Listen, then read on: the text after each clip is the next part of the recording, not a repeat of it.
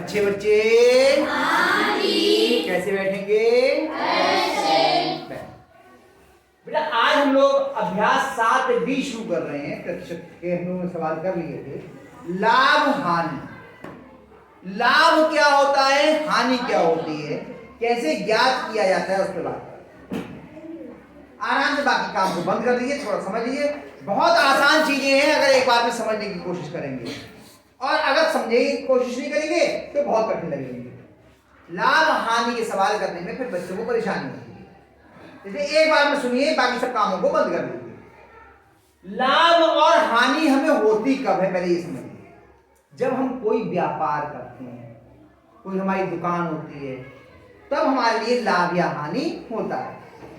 जैसे मान लीजिए आपकी कोई दुकान है, आप उसमें कॉपी बेच रहे हैं। मान लीजिए आप 8 रुपए की कॉपी बाजार से लेके आए और यहां आके आपने उसको 10 रुपए की बेच दी, तब आपको क्या हुआ? लाभ। क्या हुआ? लाभ।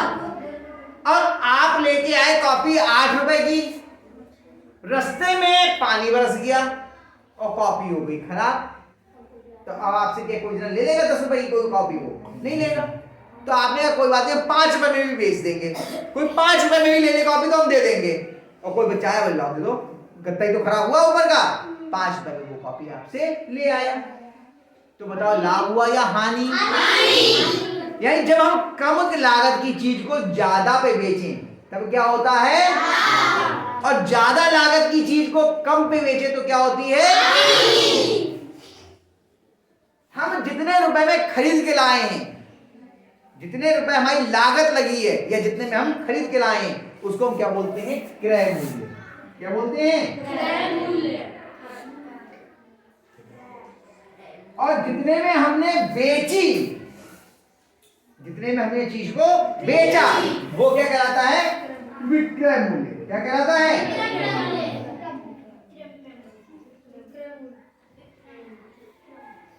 विक्रय मूल्य।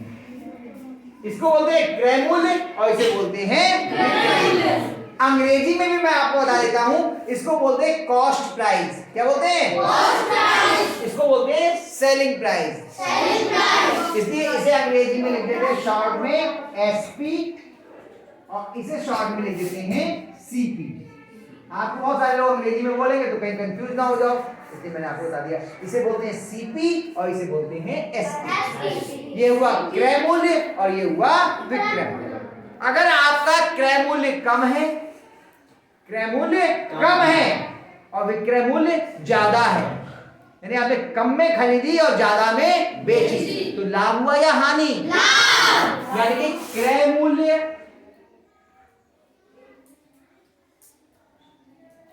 अधिक है इससे? विक्रय मूल्य से। नहीं, क्रय मूल्य कम है, क्रय मूल्य कम है विक्रय मूल्य से। कम में खरीदी और ज्यादा में बेची, तब क्या हो गया आपको? लाभ। क्या होगा? लाभ। और आपने ज्यादा में खरीदी और कम में बेची, तब क्या होगा? हानि। यानी कि क्रय मूल्य अधिक है और विक्रय मूल्य कम है, तब क्या हो गया आपका? हानि। क्या हो गई? हानि। ये चिन्ह समझ लेना, जो नोक रहती है वो कम की तरफ रहती है। नोक क्या होती है? नोक देखो कम है जगह और ये जगह ज्यादा है। नोक कम की तरफ और खुला हुआ हिस्सा ज्यादा की तरफ। इसमें ये ज्यादा है और इसमें ये ज्यादा है। इतनी बात समझ आए? आपको लाभ समझ में आ गया, आपको हानि समझ में आ गई, क्रय मूल्य समझ में आ गया, विक्रय मूल्य समझ में आ गया। इतनी बातें समझ में आ गई जी? फिर से समझिए, लाभ कब होता है? जब क्रय मूल्य कम होता है या लागत मूल्य कम होता है और विक्रय मूल्य ज्यादा होता है। हानि कब होती है? जब क्रय मूल्य या लागत मूल्य ज्यादा होता है और विक्रय मूल्य कम होता है। इतनी बात समझ में आ गई? इसके आगे हम प्रतिशत लाभ, प्रतिशत हानि, ये हम लोग आगे सीखेंगे जब आएगा। तो अभी सवाल देखते हैं, पहला क्या कह रहा है आपका? सवाल कह रहा है पहला आपका कि मोहन ने, पेज नंबर है 173 पे, अभ्यास 7D निकाल लीजिए।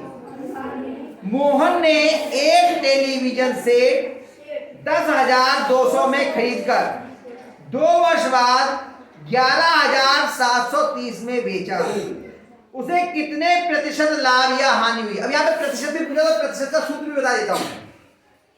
लाभ या हानि जब होती है वो हमेशा क्रय मूल्य पे होती है।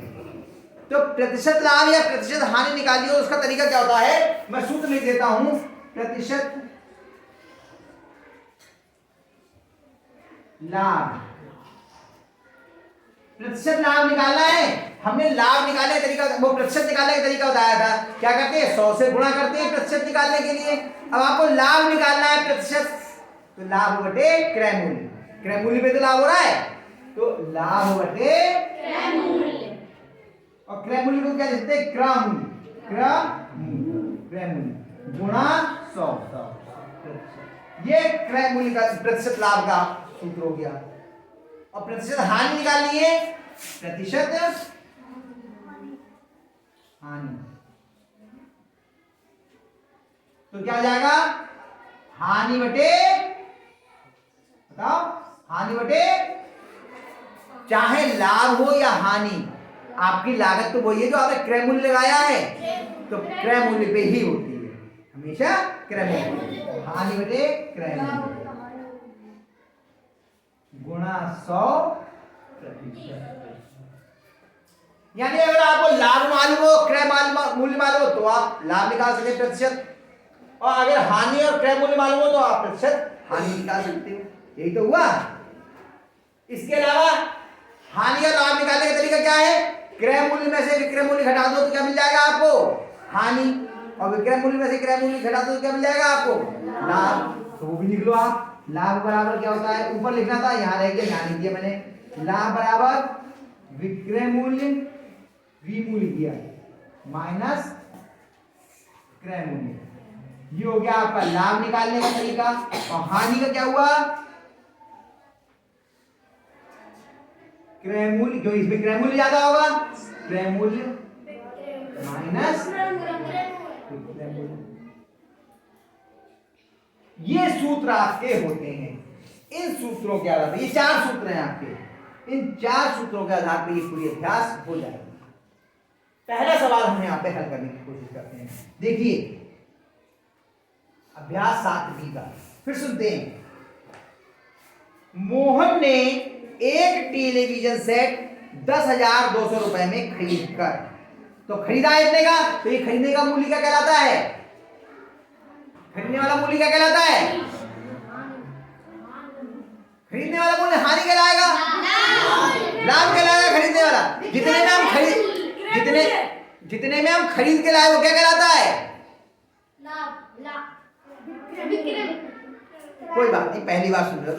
अभी मैंने कहा था एक क्रय मूल्य है, एक विक्रय मूल्य है, एक लाभ है और एक हानि। जितने में हम कोई चीज खरीद के लाते हैं वो कहलाता है क्रय मूल्य, क्रय माने खरीदना।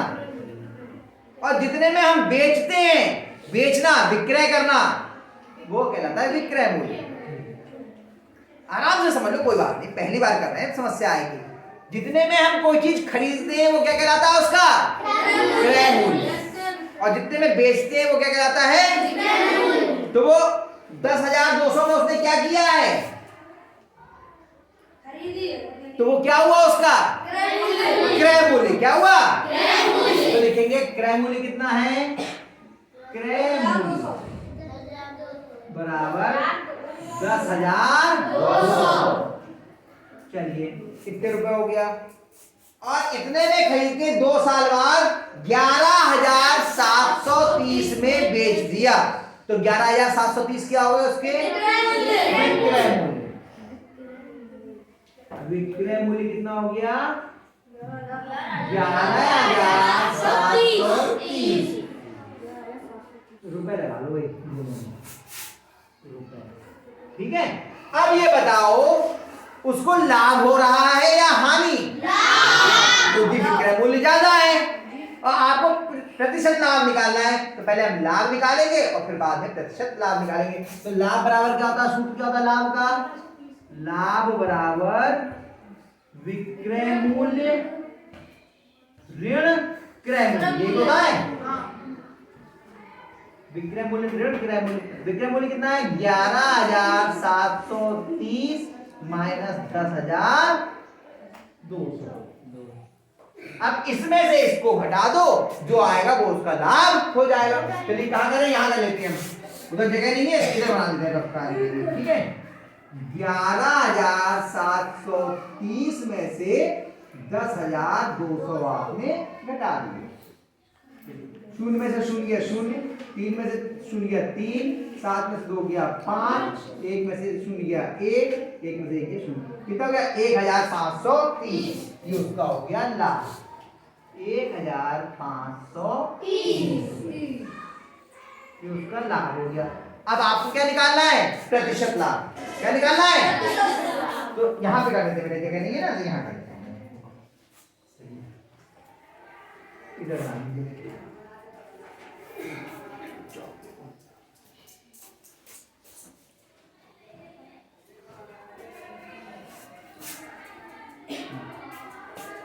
प्रतिशत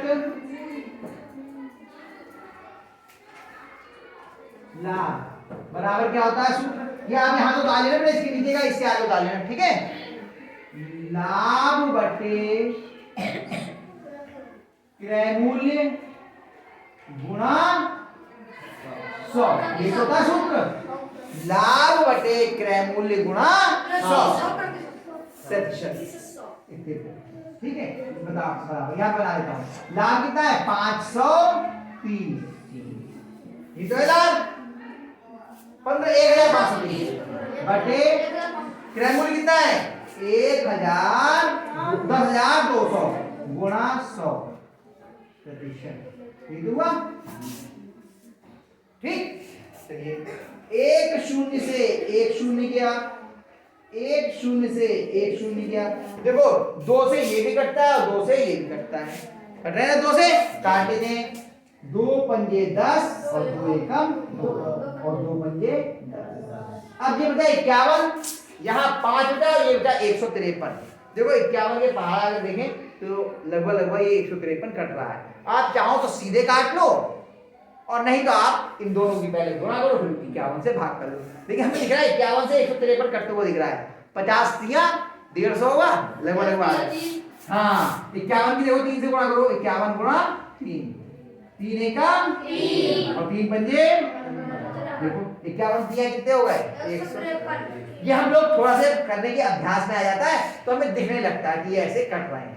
तो 51 एकम 51 और 51 दिया 153, 3 पंजे 15%। कितना लाभ हुआ, पहली बार कर रहे हैं तो थोड़ा सा आपको कठिन लगेगा, मैं ये नहीं कह रहा कि बहुत सरल लगेगा, लेकिन अभी इन क्या होता है क्रय मूल्य, क्या होता है विक्रय मूल्य, क्या होता है लाभ, क्या होती है हानि, कैसे निकालते हैं प्रतिशत लाभ, कैसे निकालते हैं प्रतिशत हानि, ये सब चीजें आज मैंने आपको बताई। अभी इन सवाल इसको उतार लो सवाल को, और फिर जब आगे हम आपके लिए अगले सवाल कराएंगे तो आपको आसानी से समझ में आएगा, लेकिन ये सूत्र जरूर याद कर लेना साथ ही। ठीक है, तब उतार लीजिए।